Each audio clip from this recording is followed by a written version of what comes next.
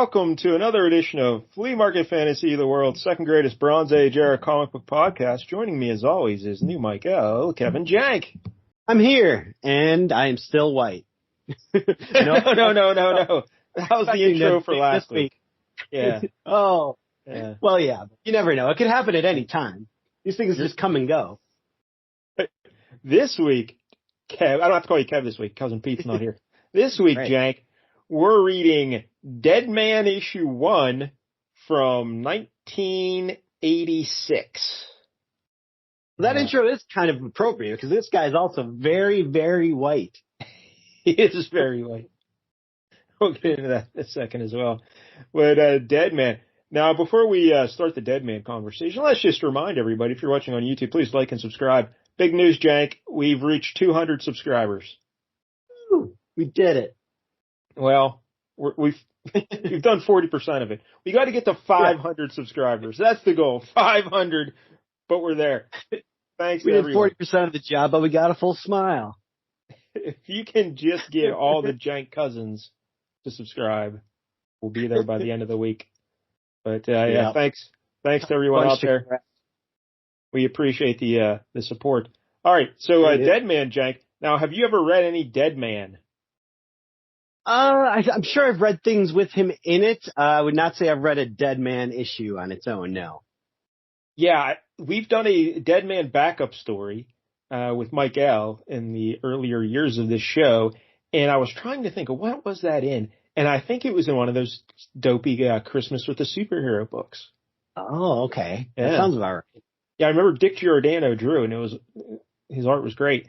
So, all right, so that Deadman, neither of us have a lot of experience with the Deadman, but I always, I liked the idea of him in that little story I read. Basically, he's a dead guy who floats around.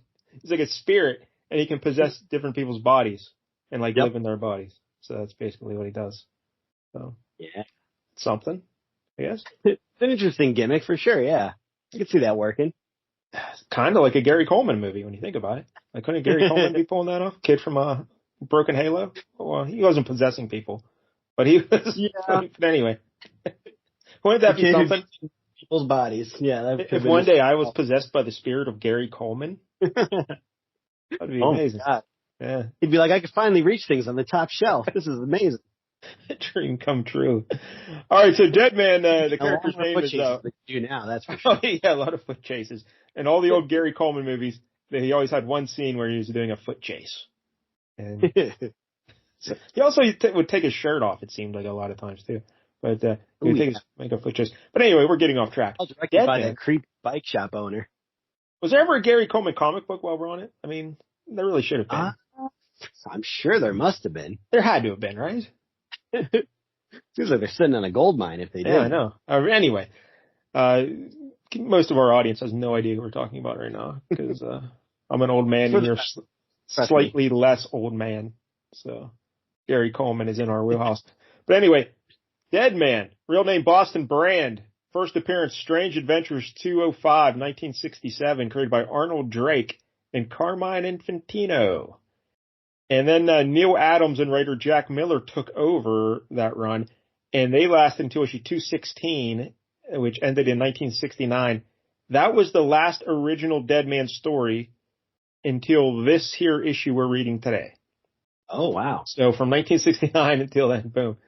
So 17 years, no Deadman original story. I guess he popped up maybe a couple places, but in terms of a solo. It seems like this must be, this can't be his first post-crisis appearance, right? Because Batman seems to know him and stuff. That is interesting. It seems like the crisis thing didn't really affect Deadman too much. I don't know, because this book opens up with Batman and stuff, and that's how the issue in 1969 ended.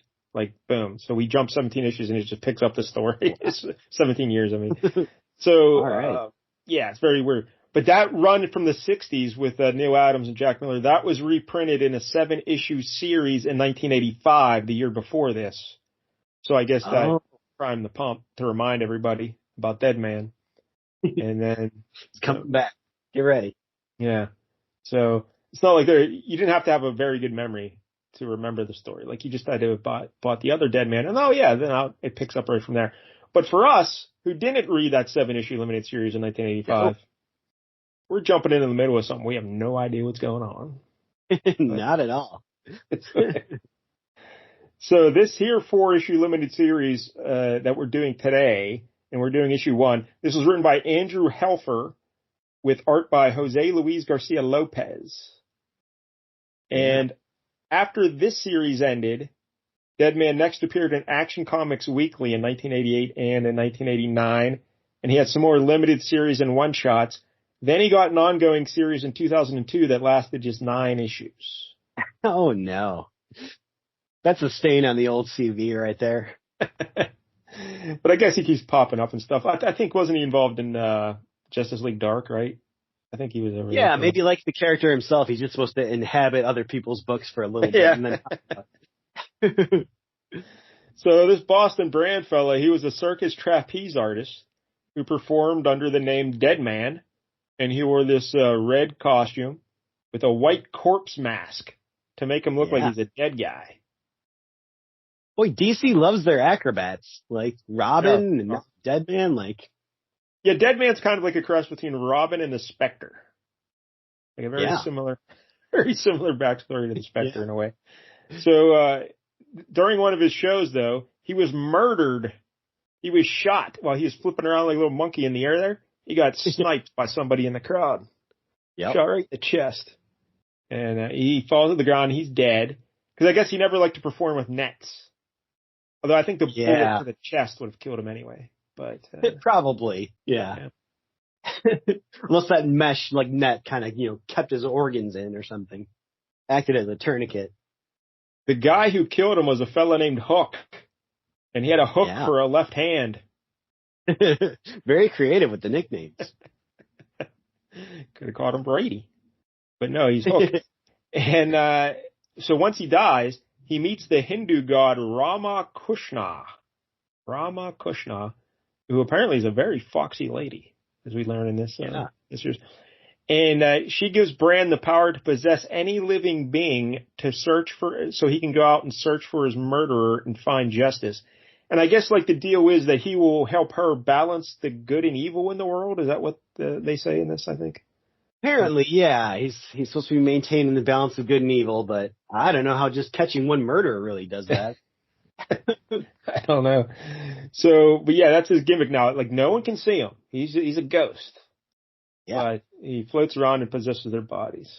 So that Hook fella who shot Brand, he killed him as part of an initiation into a secret society of assassins. And I guess it was like who's that Batman guy? Ra's al Ghul? Right? Yeah, Ra's al Ghul. Yeah. I guess he has a secret society of assassins or something. Yeah, the League of Assassins. Yeah, there you go. Part of that. And I guess these are kind of what this was, it seems.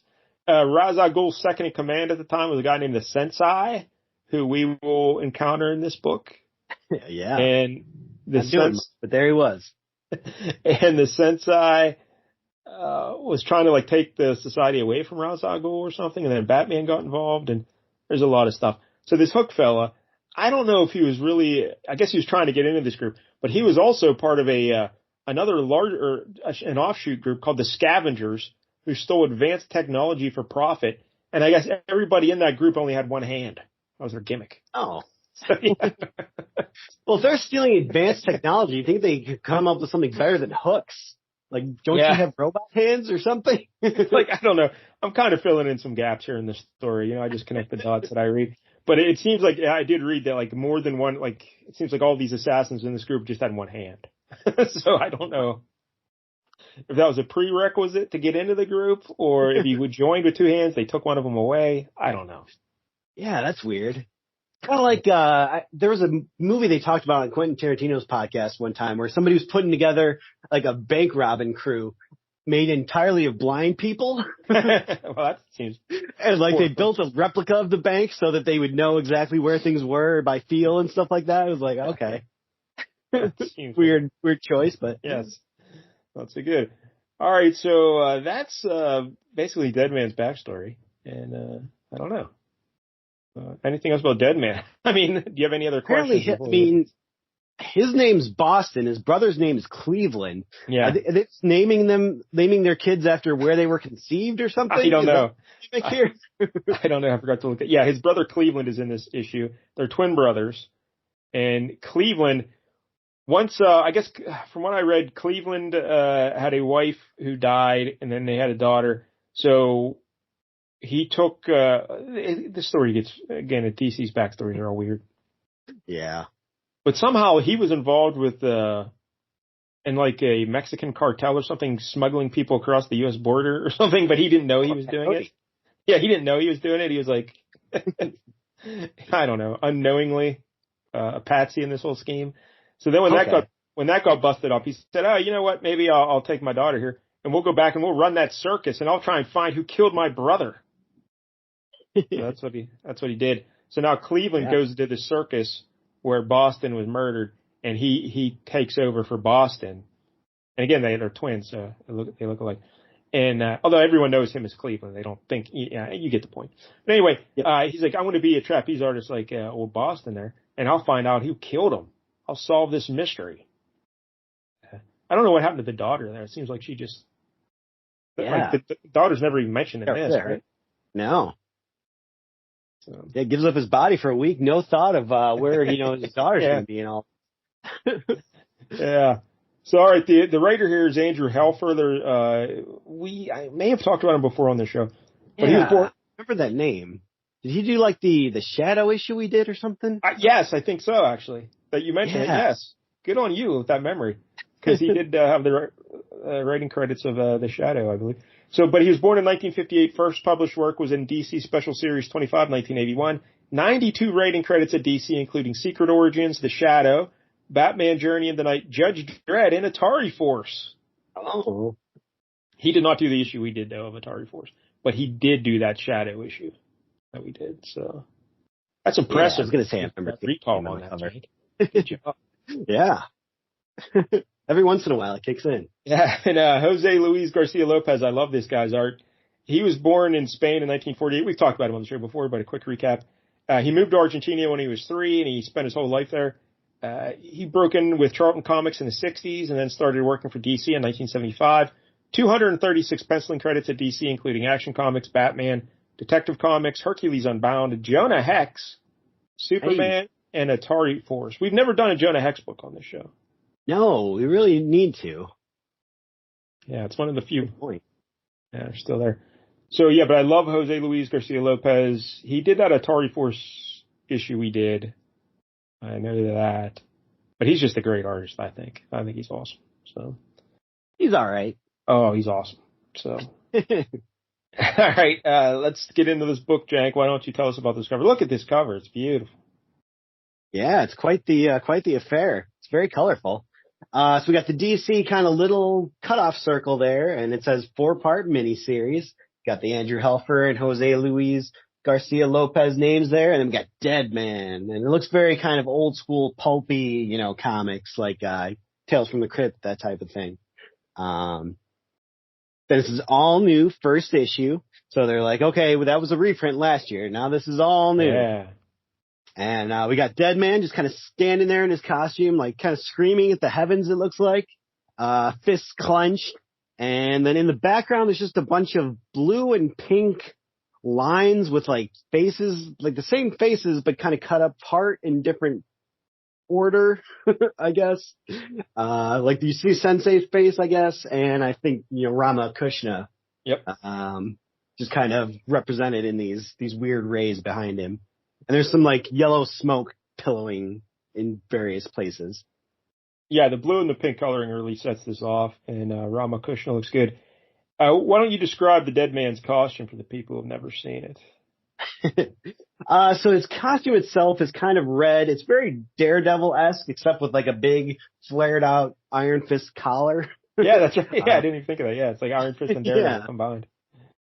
And then he's got like a giant D, a white D on his chest. And, on his belly. Yeah. His chest is like it's like a deep 70s disco shirt, so it goes all the way down. Yeah. So his chest is like white. Deep V. Yeah. Because then his head, I guess it's a mask that he wears. Yeah. At least when he was alive. I don't know if that's become his face now that he's dead, but he wears like this white mask, kind of like the Silver Surfer, but white instead of like chrome. But it also covers, like, his chest is that shade of white too, though. So Yeah, but you see the brother like wearing it later, and it's a yeah. mask. So I don't know. Very strange. Very strange. But yeah, it's like and he's got like little Robin booties too, like red boots, like Robin wears. It's quite the outfit. Pretty cool. Yeah, I love the cover. And then we open it up, and the first thing we see is that filthy Batman. Yeah, you love it. I know. I was so upset when I saw this. I didn't know Batman was in this when I picked it because of the cover. Not because of Batman. Batman's in everything we've been doing lately. Martian Manhunter, like, apparently this is when he's like leaving the Outsiders. Like, Batman for a solitary guy is apparently involved in everyone's business. And I went ahead and I read some of the other, or at least looked through all the other issues in this series. And I think in issue 3 or 4, there's an ad, because there's a couple of Batman and Outsider ads in this one and the next one. And then I think in one of the later issues, there's an ad for The Dark Knight Returns. Oh.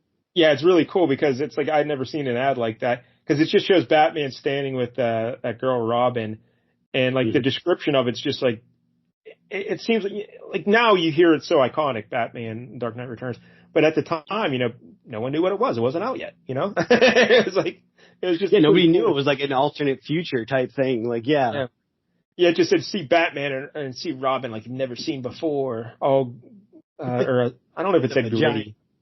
But it said, but it was pretty cool to see that ad. Anyway, all right, so yeah, Batman, we see him, this isn't a traditional splash page, this is a skinny vertical or skinny horizontal panel at the top of the page, and Batman's like throwing open some doors, and he's like, what the hell is going on here? Boston, get your tail back in bed. So basically they were making sweet, sweet love, and Boston Brand got out of bed to get some cookies, and Batman's like, get back in bed. No, that's not what happened at all. I'm not satisfied yet. So I think at the end of that 1969 issue, that Sensei fella poisoned Boston Brand. Oh, we should mention that they're in some magical city. Well, they're in a magical city. They're in a magical city. What's the city called? Right. I forget the name of it. It'll pop up here at some point. Nanda Parbat? Is that it? Yeah, it sounds like it. Yeah, we'll go with that. And when they're in this city, like Rama Kushna, this is her mystical magical city. And when Deadman is in this city, he's human. Ah, that's right. That's why Batman can see him and talk to him and stuff. Yep. So, but once he goes outside the city limits, he's a ghost. Kind of like me in Greensburg, my hometown. As long as I'm within the city limits, I'm all right. But yeah, so at the then people can see you and comment on how well you're doing. At the supermarket, I'm a very good bagger. So anyway, at the end of that final issue in 1969, he was poisoned by Sensei. So there's like, oh, is he going to die or whatever? So here, this book opens up and he's been resting up and he's healing and he wants to get back out in the world, and Batman's like, no, get back in bed. You're still not healthy yet. Why is Batman just hanging around this? Oh, I guess maybe he was here for that Ra's al Ghul fella or something. I don't know. Maybe that's how it does seem weird that like why would it matter? Like if he's gonna die, if he's dead everywhere else, what's gonna happen if he dies here? Like he'll just either be dead or he'll heal himself back up again. I don't know. That's a good question because as soon as he's poisoned, why don't they just take him out of the city limits and bang, he'll be back to being a ghost. Yeah, exactly. Problem solved. Yeah. I don't know. But anyway, he wants to get back out there because he wants to, he says he's got some living to do or something. What does he want to do? He wants to go. I think he just wants to bang his girlfriend. He wants to go see, he wants to, now that he's known what it's like to be human again, he wants to go back to his old life and try and experience. Kind of say goodbye to it before he officially becomes Ramakrishna's, errand boy. Yes, there it is. That summed it up well.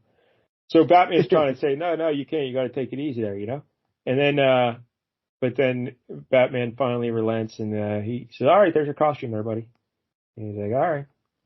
So, his brother shows up too, Cleveland Brand.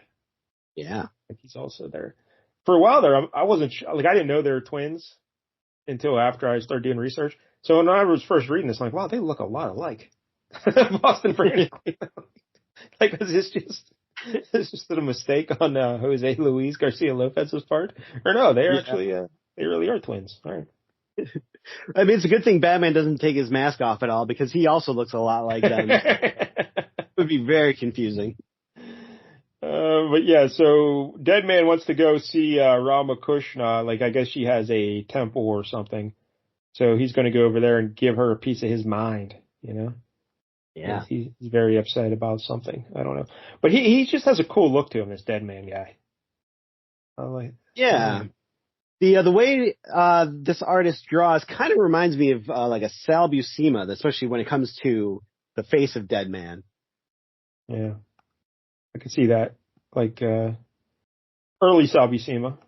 Not the later angular, edgy, Bill Sienkiewicz kind of Sal Buscema. Yeah, not so much. But I like the backgrounds here in these panels. Like, you see Deadman walking. There's a lot of interesting stuff they do here, or he does, with the panel layouts and just the backgrounds and like the green and yellow striped psychedelic patterns and stuff in the background. Yeah. Pretty cool. So he goes in to talk to Rama, and again, she's just a good-looking lady, and it's just like her big floating head, and he's yelling at her. Yeah, she's like the Wizard of Oz. Yeah. And she doesn't want him to leave. She's like, no, you can't leave. We got a mission to do, you know? Because she's saying that there's going to be a bunch of people coming to her Magic City to try and take it over or something, right? Like, that's what she's afraid of. And she's like, no, we need you here. You can't go running around. And he's like, no. I'm going to be your little... I got to do what I got to do, you know? So, see you later, Rama. And he takes off and leaves.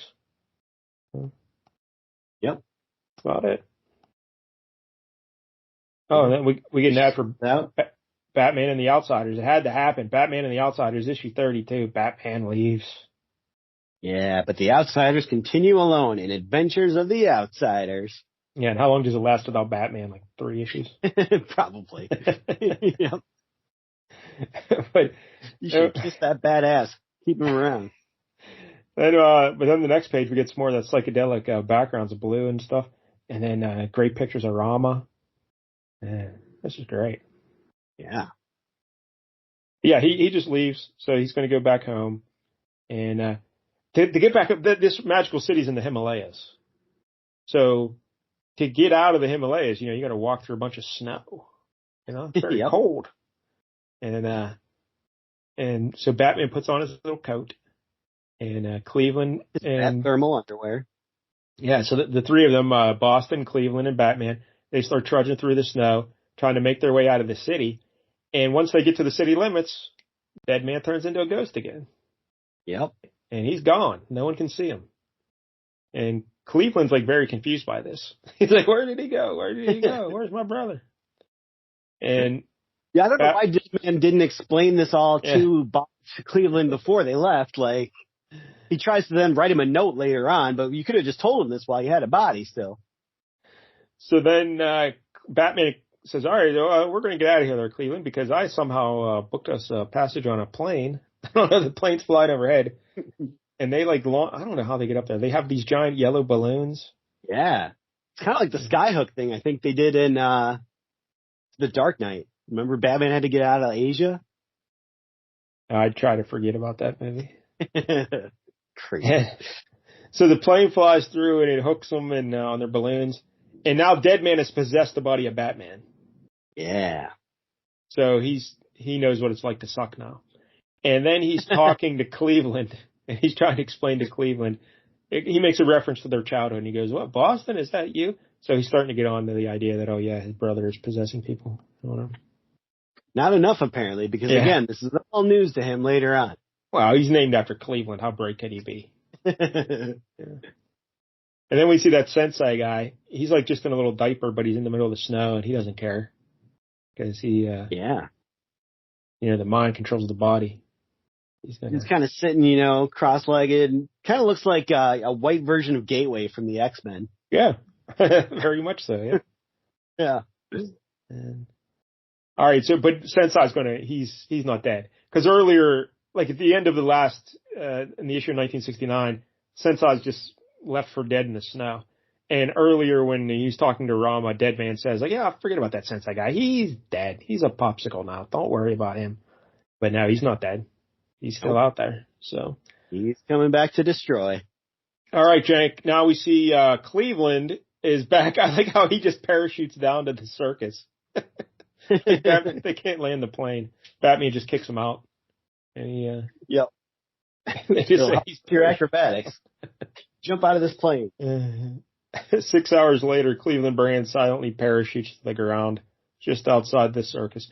All right, so what happens here, Jank? Why don't you take us through this one? So as he gets there, he sees some hoodlums. They're burglaring or burgling the payroll office. Yeah. Yep. And they got guns. So they're grabbing the money and running. And he's like, well, I'm no hero. That was always Boston's specialty. But I've got to do something. So here goes. But before he can do anything, Boston jumps in and he inhabits one of the guys and just starts singing a song and like shooting up in the air. And the other guy's like, what are you doing? And like he just kind of knocks him on the head, like pistol whips him right in the face and knocks the other guy out. Yep. Good old Boston possessed him. Yep. And then he kind of, goes over to Cleveland and is like, hey, here, take this gun and whack me on the head with it. And you'll look like a big old hero. Yeah, in the art, to show that someone's possessed by Deadman, they put like a little yellow glowing circle around him, like a little halo around him. But apparently Cleveland can't see this, so he doesn't know what's going on. But yeah, he bonks the guy on the head, knocks him out, and then Boston, his spirit flies out of that guy's body. And he's just sitting around laughing while all the circus people come out, and they think that Cleveland has saved the day by knocking out the robbers. So he's a big hero now, this Cleveland. First time Cleveland's won anything. Good on you. Zing. And now he's chilling in his little circus. I guess, what is this? A little caravan or whatever. That's not like a apartment. It's his little a trailer. It's a traveling circus. Yeah, a trailer. Yeah. And he's very confused. He's like, but there's only one possibility that makes sense now. Boston is dead, but his spirit's out there somewhere watching over me like a guardian angel. I mean, you just saw the guy in the flesh yesterday. Like, I don't know why this is all coming to a surprise to you. Yeah, I don't get this either. Why Cleveland is so dumb. Why didn't you pick up on things earlier? But he's like, I've got to think, he's got to focus or something. He's got to get, and here the next thing you know is he wakes up and it's the day. The sun's out. It's no longer night and his hand hurts.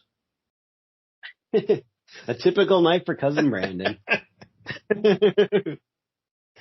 But he looks down and here there's a note written on the table there, and he's reading the letter that he wrote to himself. Boston possessed his body and wrote him a letter. So Boston writes this letter explaining everything.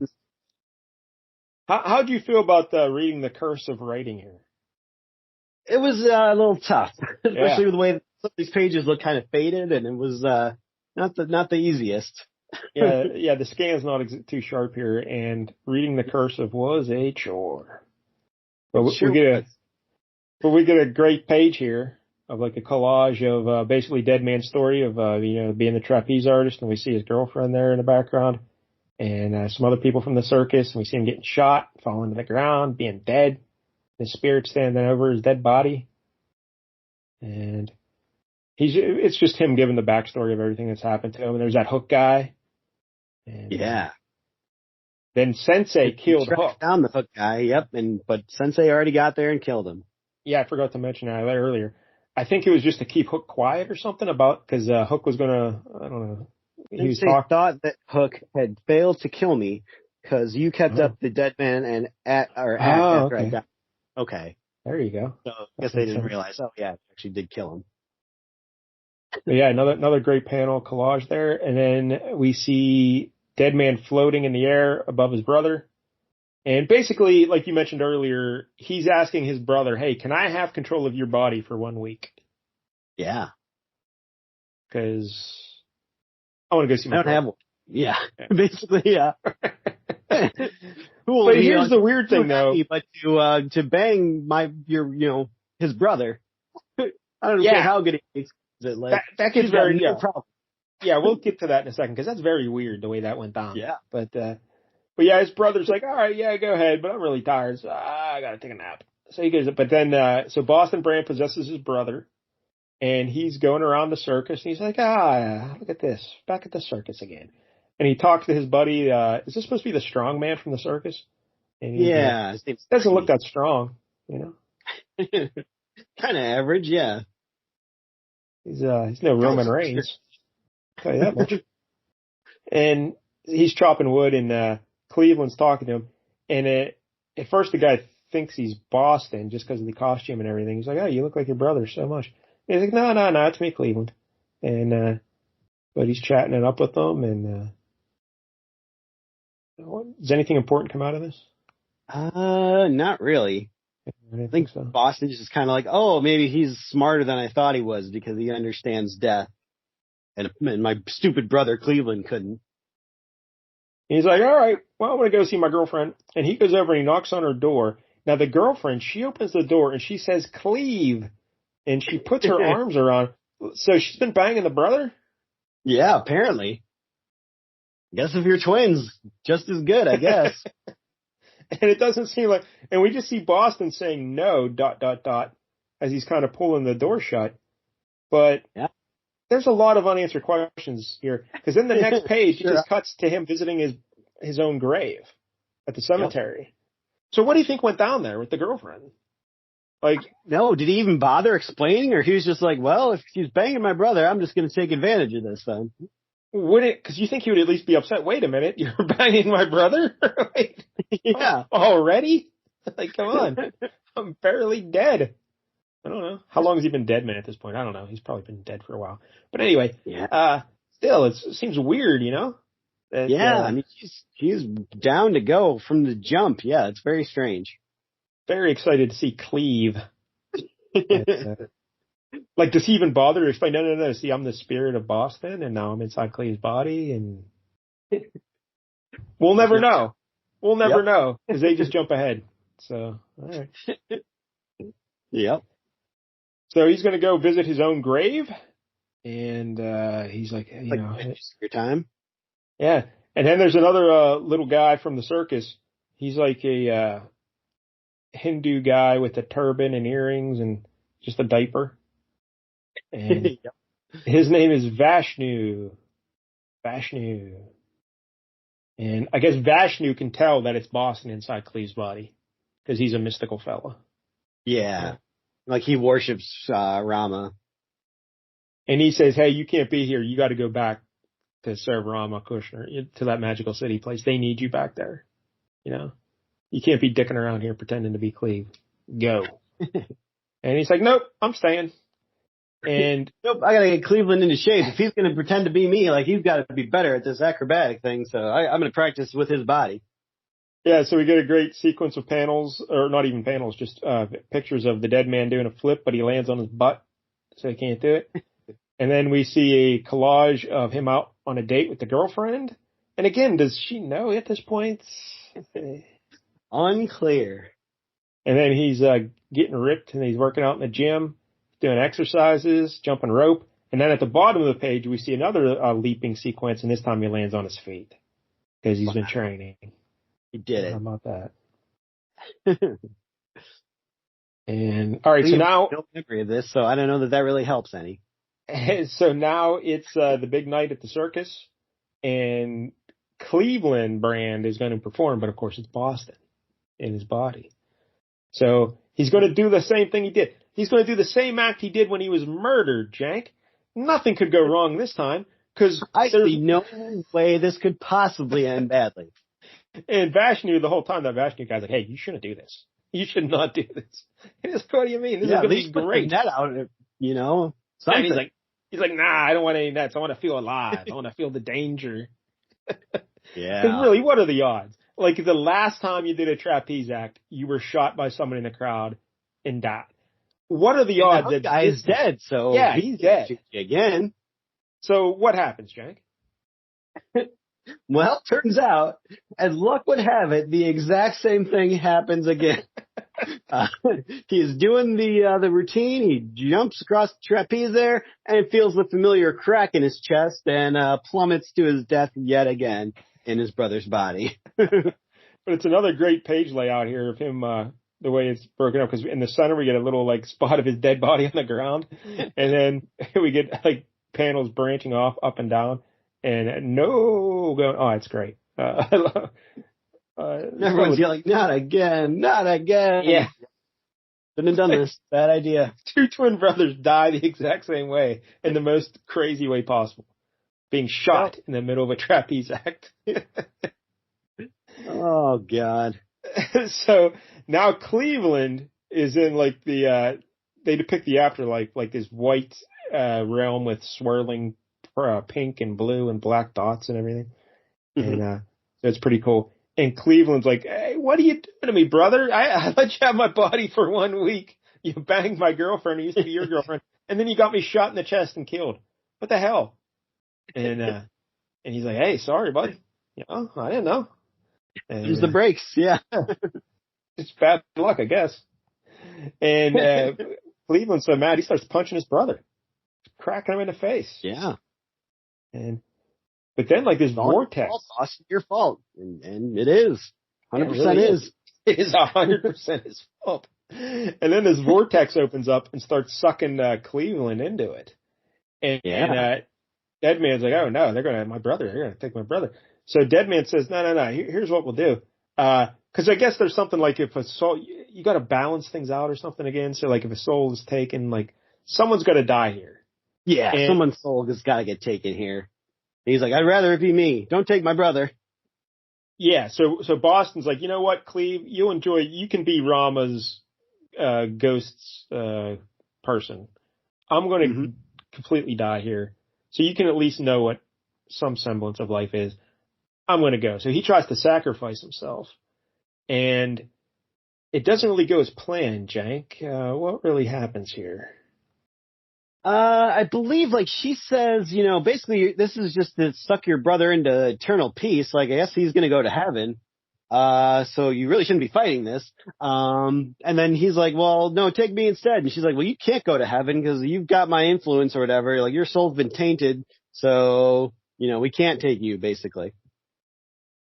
Your vessel has been corrupted. But he's like, nope, I'm going. The doorway to perception will forever be locked. You will be. Yeah, he just tries to run at this point. Yeah, so he keeps running towards like this little circle. So he's going to go out through this thing because he thinks he's saving his brother. But he's not actually saving his brother. But he doesn't care. He's determined to do it. And he hears his brother scream no one more time. And then the next thing you know, he pops up out of his grave. And he's like a living dead guy, like a zombie kind of, above his grave. Another hell of a page there. Like the Marvel's app. Yeah, Simon Garth. That's who that is, right? Yeah, that's right. So then that's how the book ends, and it says next, This Mortal Coil is the title of the next issue. But what a final panel that is, too, by Jose Luis Garcia-Lopez. Pretty good looking. I'll give you that. All right, so did you look ahead to the next issue? No. All right, so here's what happens. So when the way it ends like this, I'm like, oh, so they're changing the whole concept of Deadman. Now he's going to be like a zombie in the world, I guess. But nope, that's not what happens at all. Not even for one issue? Nope, not even for like a panel. His brother grabbed his little booty foot before he got totally sucked through the vortex, and he yanked him back. So his reanimated corpse just falls to the ground, I guess, on top of his grave, because he makes a reference to someone from the circus reburying his dead body. So now they're both in that netherworld thing, and then his brother says, hey, it's okay there, Boston. I'm going to go. It doesn't seem that bad at all, you know, because it's like a bright and happy, like he's going to heaven or whatever, you know. And so, yeah, his brother just disappears and dies. And that's it. Oh, so this really didn't lead to anything. Nope. I'll hear. Yeah. It was a real bait and switch there at the dead body coming out. Just nothing happened with it. So, yeah, Boston Brand is still just the spirit that can inhabit bodies. Nothing changed. Still the same thing. Huh. But he lost a brother. So that's something. Yeah. That was dumb. That's his own fault. Yep. He's kind of got that Hellblazer type of look. Yeah. Everybody who knows him just messing up their lives. But I had no idea this was the backstory of Deadman. Like, I just thought it was just a quirk. Like, it's very much like the Spectre in a way. Like, remember that guy died and he made a deal to, like, be the vengeance or whatever, spirit of vengeance. So it's kind of like the same thing. Like, he made a deal to be her messenger boy. I think this Ramakrishna gets destroyed soon, too, right? After this, I think. Oh, really? Could be. Maybe not this series, kind but of I think at some point. Samurai at this point. Yeah. So, but yeah, I didn't know there was this Hindu, like, mystical religious aspect to Deadman. So, that's pretty cool. I just thought it was just a little quirk of the universe that he died and he was still a ghost. Yeah. It's nice to know the backstory now. So how do you feel about the Deadman? This wasn't the most entertaining story, but it's a good premise, so I still enjoy the character. I think he's pretty cool. Again, they left a lot of things blank here as to what happened with the girlfriend and stuff like that. And I really want to know what happened there. A lot of questions about that, but I could have done without Batman. You always lose a point for me when Batman's included. But yeah, the writing here is fine. I love the art though. I'm a big fan of this guy. Big fan. So I think you'll see him nominated for a Golden Quesadilla. Or what do we give away? Do we give away the quesadillas? What do we give away? The fleas. The Golden Fleas. Hey, we're coming up on that again, right? Because we're up to like episode 244 or something. So yeah, we're only about 6 away. Yeah, 250. We should bust out another award show. But I think you'll see this guy nominated. Yeah, so I enjoyed it, you know. Big fan of the art. Story was good. I will say that the other subsequent issues that I flipped through weren't as good story-wise, I would say. Oh, really? Like, the art was still great. This one didn't have a whole lot of story. It's just, he wants you to do your job. He's like, nah. And then at the end, he still doesn't want to do his job. It involves a lot of weird shit. Like, that Sensei guy, he goes back to that magical city and he encounters that Sensei guy. And he's got some dudes with guns, and these guns like shoot energy balls around, and they entrap Deadman in like this glowing orb or something. And so I don't know, I'm not a fan of that really, but you'd rather just get shot in the chest with a good old fashioned yes.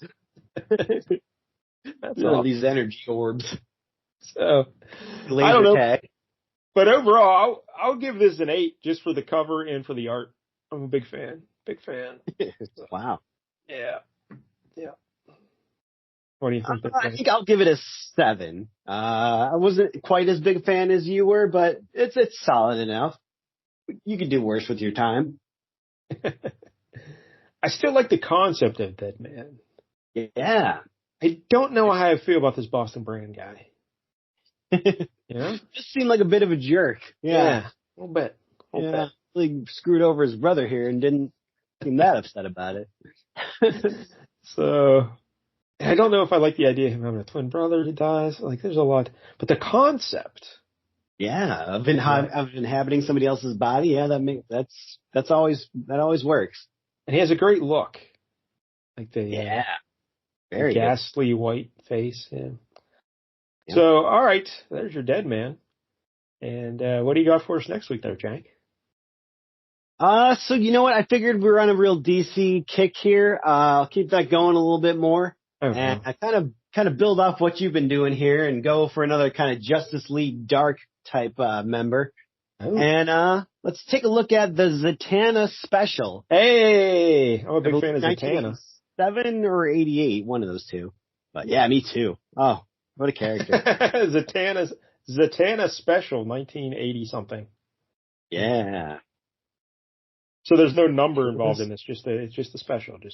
Special. It's just 1987. It says Zatanna special is what they listed as, and then you just full. I think it's only like 30 pages, so it's not that special. All right. You're a big fan of the Zatanna. So all right, I've never read any of her stuff, but I've seen pictures, and I'm a fan. Yeah. Quite the costume. So, all right, we'll check out that next week. And I think after that, I'm going back to Marvel after that because we've been doing DC so much. And I think I've already picked the issue out, I think. And it's a classic Flea Market Fantasy issue. So in 2 weeks, look for that. But next week, Zatanna special. And thanks to Jank and thanks to everybody. If you're on YouTube, please like and subscribe. We appreciate it. So until next week, don't get any jank on you.